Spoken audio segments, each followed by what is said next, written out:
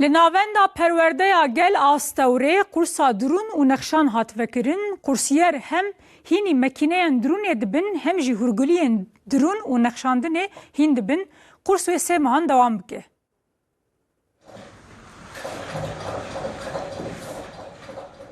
Li navenda perwerdeya gel a stewreya Mêrdînê ji bo jinan gelek kurs tên vekirin. Kursa dirûn û nexşan jî yek ji wan e. Ev kurs wê heya 3 mehan dewam bike. Bazdê jin her roj tên navendê. Mamosteyên pispor jî 4 saetan wan perwerde dikin. والله ام تیم ویر جبونا دروتنی ام öğrenciyat aliminin davya mektep okullara اشوفمانا درون جبونا ماسا صرا ماسا معلم مديرة جبونا واجي ارتياد درون هدية دنوا وجينك جيتين الفر هم دعلمن هم نفسها دارت كذي. Müdürê perwerdeya neteweyî Stewrê Avnî Şengül hat navendê op kursiyeran re sohbet kir.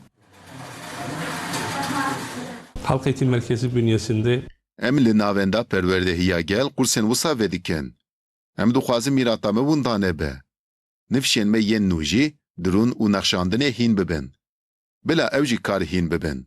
Herwa em van berhemên li vê derê jî didine hewcedaran, dişiyînin Filîstînê.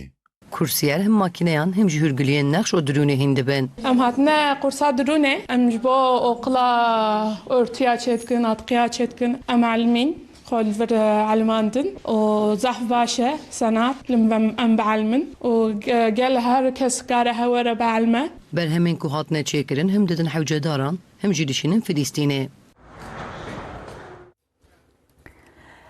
Nesrin Solmaz'a Entabî